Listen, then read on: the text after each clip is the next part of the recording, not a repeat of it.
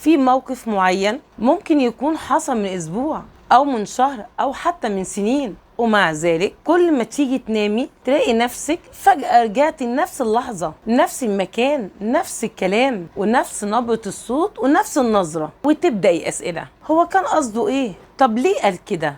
أنا المفروض كنت أرد إزاي؟ هو كان بيتعمد يضايقني؟ طب يمكن أنا فهمت غلط؟ طب لو كنت قلت جملة مختلفة كان ممكن كل حاجة تتغير، وفجأة تلاقي نفسك عايشة موقف تاني مش بس بتفتكريه. ويغرب انك ممكن تكوني طول اليوم مشغولة جدا، بتشتغلي، بتتكلمي، بتتحركي، بتتعاملي مع الناس، لكن اول ما الدنيا تهدى واول ما تحط راسك على المخدة الموقف يرجع. فليه ده بيحصل؟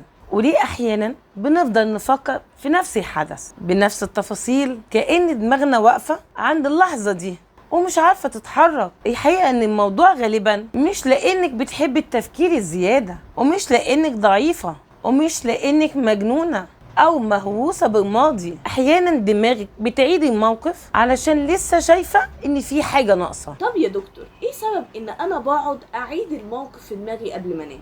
بصي، هو الموضوع ليه كذا سبب. اول سبب ان الموقف ما اتقفلش جواكي. في مواقف بتحصل وتنتهي في الواقع لكن ما بتنتهيش جوانا. الشخص مشي والمكالمة خلصت والخناقة والعلاقة انتهت، لكن جواكي لسه في سؤال ما تجاوبش عليه، لسه في احساس ما تفهمش، لسه في كلمة كان نفسك تقوليها وما قلتهاش، لسه في رد فعل كان نفسك تعمليه وما عرفتيش. لان دماغنا بتحبي احساس باكتمال، بتفضل ترجع للموقف وتحاول تلاقي نهاية مختلفة، كأنها بتقول استني، احنا لسه ما فهمناش اللي حصل. علشان كده ممكن تلاقي نفسك بتفكري: لو كنت اتكلمت، لو كنت سكت، ولو كنت مشيت بدري، لو كنت فهمت من البداية. لكن المشكلة ان دماغك احيانا بتتعامل مع الماضي كأنه مسألة لسه ممكن تتحل، مع ان في حاجات كتير في الماضي ما بقتش محتاجة حل، هي محتاجة قبول منك.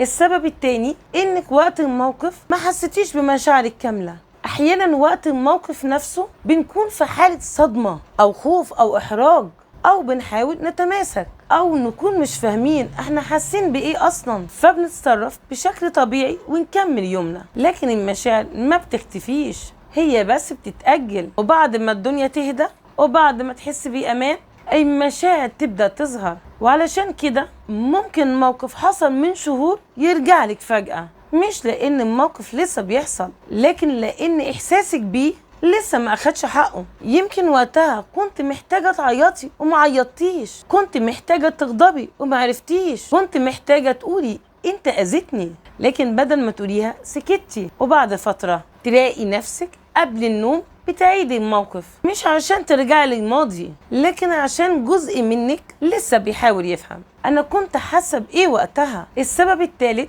هو سبب وسؤال في نفس الوقت: ليه التفكير بيزيد قبل النوم تحديدا؟ لان طول اليوم عندك دوشة، موبايل وشغل وناس، مواصلات وكلام ومسؤوليات ومشاكل. حتى لو انت مشغولة ده مش معناه ان دماغك ما عندهاش افكار، هي بس مش لاقية مساحة تظهر فيها. لكن اول ما تحط راسك على المخدة المحفزات الخارجية تقل، مفيش حاجة تشد انتباهك، فالافكار اللي كانت مستنية تظهر طول اليوم تبدأ تطلع، وده يخليكي تحسي ان فجأة افتكرتي الموقف، لكن في الحقيقة الموقف كان موجود طول اليوم، انت بس ما كانش عندك وقت تسمعيه. وعلشان كده احيانا الليل بيكشف حاجات احنا كنا بنهرب منها طول النهار. مش معنى كده ان الليل بيخلينا اسوأ، لكن انه بيخلينا اهدى، وهدوء احيانا بيخلينا نسمع نفسنا. طب ليه يا دكتور بنفضل نسأل هو كان قصده ايه؟ دي نقطة مهمة جدا، لأن العقل البشري بيكره الغموض.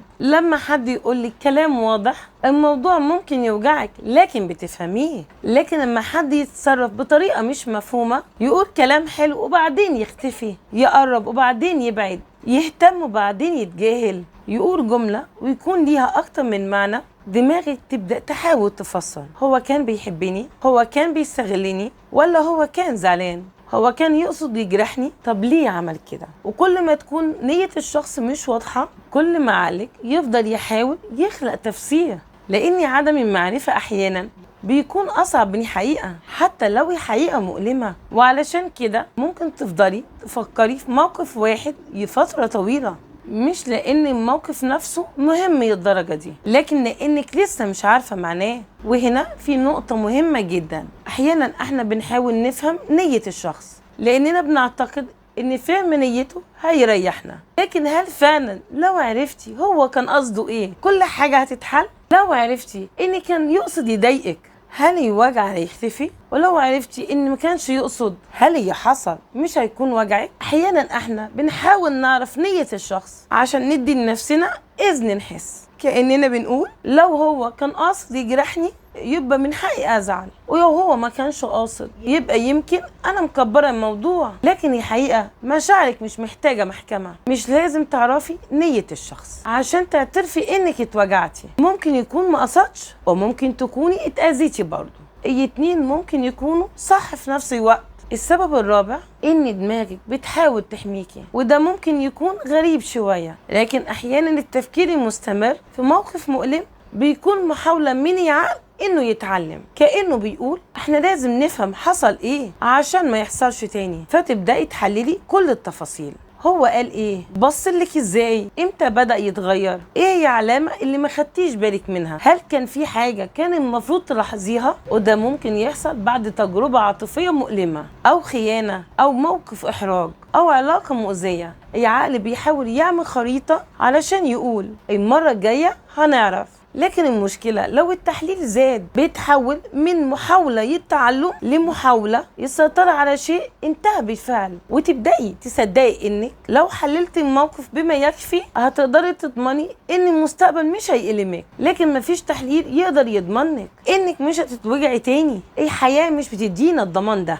اللي نقدر نعمله اننا نتعلم نثق في نفسنا اكتر، ان حتى لو حصل موقف مؤلم تاني احنا هنقدر نتعامل معاه. السبب الخامس جلد الذات، وده من اكتر الاسباب اللي بيخلينا نعيد الموقف. بدل ما نسأل هو الشخص ده عمل ايه، نبدأ نسأل انا عملت ايه غلط؟ انا ليه ما فهمتش؟ انا ليه سمحت؟ انا ليه ما مشيتش؟ انا ليه رديت كده؟ انا ليه ما ردتش؟ ونرجع نعيد الموقف. لكن كل مرة بنحط نفسنا في قفص اتهام. وهنا لازم نفتكر حاجة، انت بتحاكمي نفسك النهاردة بالمعلومات اللي عندك النهاردة، لكن وقت الموقف انت كنت بتتصرفي بالمعلومات والمشاعر والقدرة اللي كانت عندك وقتها. يمكن النهاردة شايفة انك كان لازم تعملي حاجة مختلفة، لكن وقتها يمكن ما كنتيش عارفة، يمكن كنت خايفة، يمكن كنت متعلقة، يمكن كنت بتحاولي تحافظي على العلاقة، يمكن كنت لسه بتتعلمي. وده مش معناه ان كل تصرفاتنا صح، لكن معناه اننا مش محتاجين نعاقب نفسنا على حاجة حصلت في وقت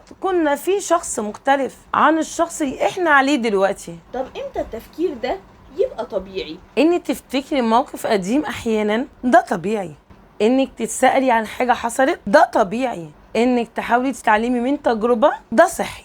لكن المشكلة بتبدأ لما التفكير يتحول لدايرة مغلقة، نفس السؤال، نفس الإجابة، ونفس الألم، من غير ما توصلي أي حاجة جديدة. تفضلي تفكري ساعتين وفي النهاية ما تعرفيش أكتر من اللي كنتي عارفاه قبل ما تبدأي التفكير. هنا التفكير ما بقاش بيحل المشكلة، بقى بيعيد تشغيلها، وده اسمه غالبا الاغترار الفكري. مش انك بتفكري عشان توصلي حل، لكن انك بتلفي حوالين نفس النقطة. والفرق مهم جدا، التفكير الصحي بيوصلك لفهم او قرار، اما الاغترار بيفضل يرجعك لنفس المكان. طب نعمل ايه لما الموقف يرجع قبل النوم؟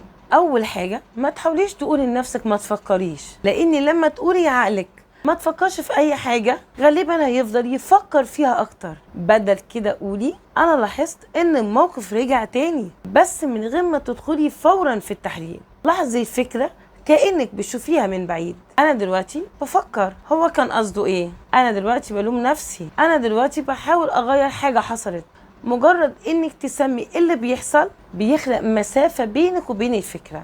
انت مش الفكرة، انت الشخص يلاحظ الفكرة. تاني حاجة، اسألي نفسك سؤال مختلف. بدل هو كان قصده ايه، اسألي انا حاسة بايه دلوقتي وانا بفتكر الموقف. هل انا زعلانة، غضبانة، محرجة، حاسة بالرفض او حاسة بالذنب؟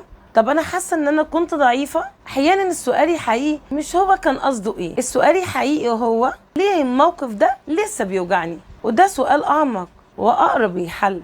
تالت حاجة، اسألي نفسك، هل في حاجة أقدر أعملها دلوقتي؟ لو الإجابة أيوة اكتبيها. ولو في اعتذار محتاجة تعمليه، قرار محتاجة تاخديه، أو حدود محتاجة تحطيها، أو حاجة محتاجة تتعلميها، اعملي ليها خطة. لكن لو الإجابة لأ، لو الشخص مش موجود، لو الحدث انتهى، لو مفيش أي إجراء تقدري تعمليه، يبقى أكيد اللي انت محتاجاه مش تفكير زيادة. يمكن محتاجة تسمحي لنفسك إن الموضوع انتهى، وده مش معناه إنك موافقة على اللي حصل، ولا إن اللي حصل ما كانش مهم، ولا إنك لازم تنسي.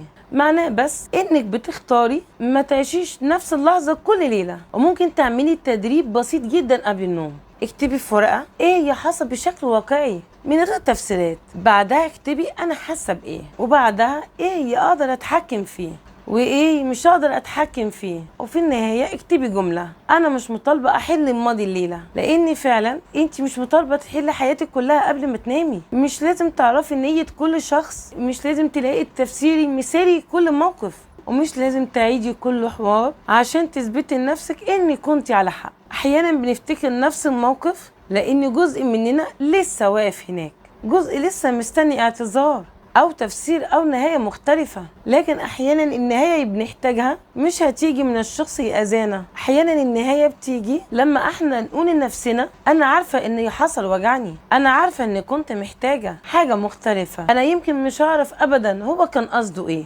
لكن انا عارفة دلوقتي ايه اللي انا استحقه. وده احيانا بيكون كفاية. فلو انت كل ليلة بتفتكري نفس الموقف، ما تهاجميش نفسك، ما تقوليش انا ليه لسه بفتكر، انا ليه مش عارفة انسى. جربي تسألي نفسك بهدوء ايه الحاجة اللي جوايا لسه محتاجة تتشاف. يمكن غضب، يمكن حزن، يمكن اجابة، يمكن مسامحة، ويمكن كتير بجد. يمكن كل اللي محتاجاه انك تسمحي لنفسك اخيرا تقولي انا مش عارفة اغير اللي حصل، لكن اقدر اختار اني ما اعيش فيه كل ليلة. لان الماضي ممكن يفضل جزء من قصتك، لكن مش لازم يفضل المكان اللي انت بتعيشي فيه.